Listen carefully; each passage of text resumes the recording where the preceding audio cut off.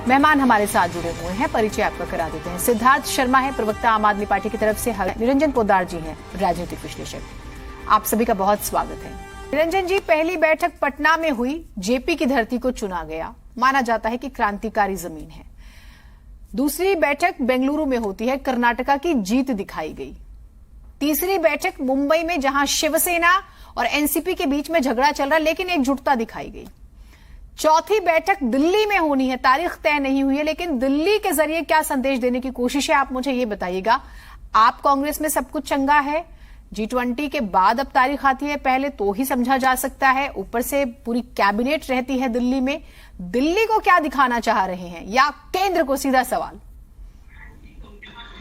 देखिए जीनत जी, निश्चित रूप से आपने बहुत अच्छा सवाल किया है। अगर मैं बात करूं दिल्ली की, जैसे आपने कहा कि आम आदमी पार्टी और कांग्रेस के अंदर सब कुछ सामान्य रहने की संभावना है, तो अपेक्षा तो ये करनी चाहिए कि भाई सब कुछ सामान्य रहेगा। लेकिन जिस तरीके से बीच बीच में त्रुटि हो जाती है, कि जैसे अभी आपने देखा होगा, अभी 2-3 दिन पहले पोस्टर जारी हुआ था ये INDA गठबंधन का, जिस पोस्टर के अंदर अरविंद केजरीवाल जी नदारद थे, और उसके बाद में कांग्रेस से, यानी कि पोस्टर बनाने वालों से ये टिप्पणी आई कि भाई गलतीवश वो इसके अंदर उनकी फोटो नहीं लग पाई।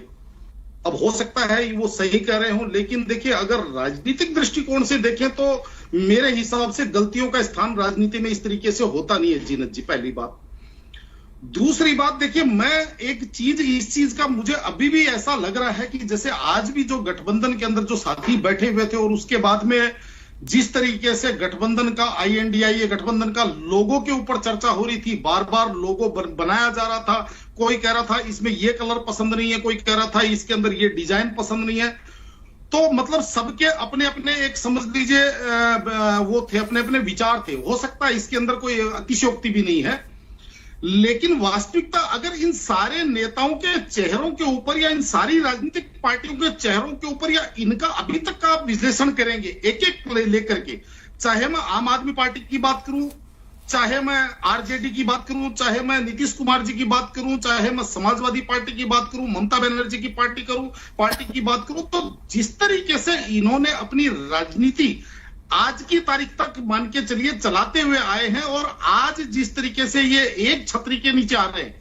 तो कई बार तो ऐसा महसूस होता है कि भाई ये एक तरह का, आप हमारे यहाँ वो कहा जाता है ना कि दोस्ती पक्की, खर्चा अपना अपना। तो कई बार तो ऐसा महसूस होता है कि ये शायद ये उसी लेवल का गठबंधन है। लेकिन यहां पे जीनत जी, वास्तविकता यह है कि मुझे यह लग रहा है कि अब जो है जनता, जो भारत की जो प्रजातंत्र है, और जो प्रजातंत्र के अंदर प्रजा का जो विवेक होता है, वो सबसे ज्यादा मायने रखता है, सबसे ज्यादा उसकी भूमिका होती है, सबसे ज्यादा उसकी महत्व होता है। तो अब प्रजा का जो विवेक है 2024 के अंदर, वो देखने वाला है कि प्रजा किसकी तरफ जाती है। प्रजा NDA की तरफ जाती है, प्रजा INDA की तरफ जाती है। ये बात मैं क्यों कह रहा हूं? ये बात मैं इसलिए कह रहा हूं क्योंकि जीनत जी देखिए, कैलकुलेशन लगाना बहुत आसान है राजनीति के अंदर। अभी आम आदमी पार्टी के प्रवक्ता बैठे हुए थे, उन्होंने सारे के सारे 26 करोड़ वोट और 23 करोड़ वोट और पूरा कैलकुलेशन आपको समझा दिया, लेकिन उन्होंने एक चीज वो अपने पक्ष की ही लेके चल रहे हैं, वो दूसरी चीज जो जनता का मूड है वो नहीं देख रहे। कि जिस तरीके से आंध्र प्रदेश के अंदर लोकसभा और राज्यसभा के चुनाव एक साथ हुए थे, लेकिन वहां पे राज्यसभा के अंदर, वहां की सॉरी विधानसभा के चुनाव के अंदर जनता ने वहां पे झोली भर करके जगन मोहन रेड्डी जी को वोट दिया, जबकि लोकसभा के लिए भारतीय जनता पार्टी पे विश्वास जताया। अगर मैं बात करूं दिल्ली की भी, तो जीनत जी 2019 के अंदर भारतीय जनता पार्टी को यहां लोकसभा के अंदर भरपूर समर्थन मिला जनता का, लेकिन उसी के लगभग समझ लीजिए 10 महीने 11 महीने बाद में विधानसभा के अंदर भारतीय जनता पार्टी को जनता ने एक साथ नकार दिया, आम आदमी पार्टी को झोली भर करके वोट दिया। तो कहने का तात्पर्य यहाँ पे 23 करोड़ और 26 करोड़ के साथ साथ जनता के विवेक को भी आपको जोड़ना पड़ेगा, और जनता का विवेक ये भी अच्छा, ये बताइए आप एक सेकेंड मैं आपकी बात को सुन रही थी। ठीक है कि आप कह रहे हैं कि कई जगहों पर, कुछ स्टेट्स में तो बीजेपी ने क्लीन स्वीप किया। आप मध्य प्रदेश का अच्छा रिजल्ट रहा, राजस्थान का अच्छा रिजल्ट रहा, आप आंध्रा का जिक्र कर रहे हैं, उत्तर प्रदेश का रहा। अगर ये दल साथ में आ रहे हैं तो आपत्ति क्या है? क्रिमिनल्स होते तो बाहर तो होते नहीं, और अपने अपने स्टेट में सरकारें चला रहे हैं इनमें से कुछ। तो है ना, और उसी जनता ने इन्हें चुना है जिस जनता की आप बात कर रहे हैं। तो या तो आप उस जनता पर प्रश्न उठा रहे हैं या तो फिर आप इन नेताओं पर प्रश्न उठा रहे हैं। देखिए, मैं बोलूं कुछ? नहीं, आप ही बोलेंगे और पूरी बात बोलिए अपनी। जीनत जी, जनता पे प्रश्न जो उठाया गया है वो आज तक पिछले, मैं 9 वर्षों की बात करूं, पिछले 9 साढ़े 9 वर्षों पे जनता पे प्रश्न उठाया है इसी INDA गठबंधन के दलों के द्वारा। आपने देखा होगा कि कर्नाटक के चुनाव से पहले तक ये दल ये बात कह रहे थे कि भारत के अंदर सब कुछ सेट हो गया, इलेक्शन कमीशन सेट हो गया, EVM सेट हो गई, भारत के अंदर प्रजातंत्र के ऊपर किसी का कब्जा हो गया। और आज कर्नाटक के चुनावों के बाद में एकाएक ईवीएम भी स्वतंत्र हो गई और 2024 के चुनाव के अंदर जनता का विवेक, मैंने तो जनता के ऊपर एक बार भी सवाल नहीं उठाया, मैंने तो बल्कि जनता की विवेक की बात करी जीनत जी। जबकि मैं तो यहां कहूंगा कि आप जितने ये जो अपोजिशन के नेता हैं यहाँ पे, इनसे एक बार सबसे वायदा लीजिए कि 2024 में चुनाव अगर इनके विपरीत परिणाम आया तो ये दोबारा से ये नहीं कहेंगे कि ये जो है ठगी हो गई है या ईवीएम के द्वारा ठगी हो गई या किसी प्रकार की कोई। उनकी पिच पे क्यों आ रहे हैं? आप उनकी पिच पे क्यों आ रहे हैं? ये ईवीएम वाला टॉपिक क्यों ला रहे हैं? आप सुनिए ना, जहां सरकारें, जहां ईवीएम, आप ईवीएम का जिक्र करें, जहां पर ये कायदे से हारे वहां पर ये सवाल उठाते, लेकिन जहां पर ये जीते और वहां पर भी हार गए क्योंकि सरकारें, आप जानते हैं, विधायक इधर उधर हो गए।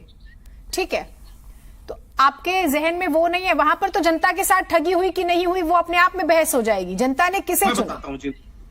तो ये तो ऐसी बहस है ना, इसका कोई अंत नहीं है। जल्दी से बात इस बात का अब सुनिए, अब आपको पूरा जवाब लेना पड़ेगा। आपने बहुत अच्छा सवाल किया जीनत जी।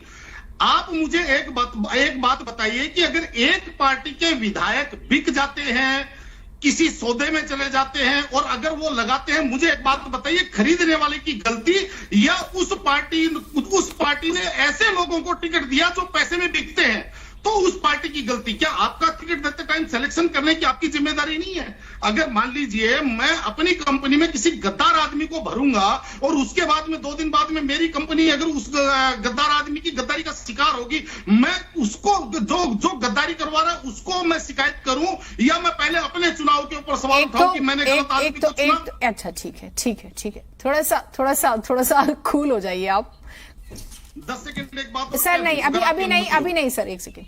अच्छा, चलो आप बोल लीजिए, फिर मुझे मलाल रहेगा कि मैंने आपको 10 सेकंड नहीं दिए। बोलिए आप, फिर मैं सवाल। खाली एक ही बात कहना चाहूंगा कि अभी 4 महीने पहले तक अरविंद केजरीवाल जी ये बात कहते थे कि अगर आप कांग्रेस के विधायकों को वोट देंगे, यानी कि गुजरात के अंदर, कि अगर आप कांग्रेस के विधायकों को वोट देंगे तो आप अप्रत्यक्ष रूप से भारतीय जनता पार्टी को वोट देंगे। चलिए, पोद्दार जी अपना फाइनल कमेंट जल्दी से दीजिएगा। आपने सबकी चर्चा सुनी।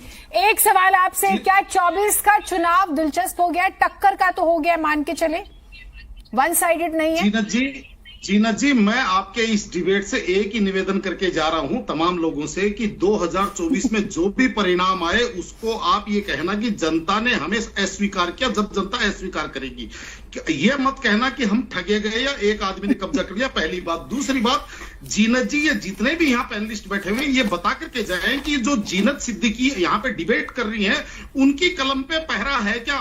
वो किसी दबाव में डिबेट कर रही है क्या? एक ये बता के जाए। जो नहीं, वो मैं बताऊंगी ना, ये थोड़ी बताएंगे, वो मैं बताऊंगी। देख लीजिएगा, ऐसा नहीं है मुझे आपकी खबर नहीं है, मुझे आपकी खूब खबर है। बहुत शुक्रिया, आपसे भी आप लोग जुड़े, बहुत मजेदार चर्चा रही।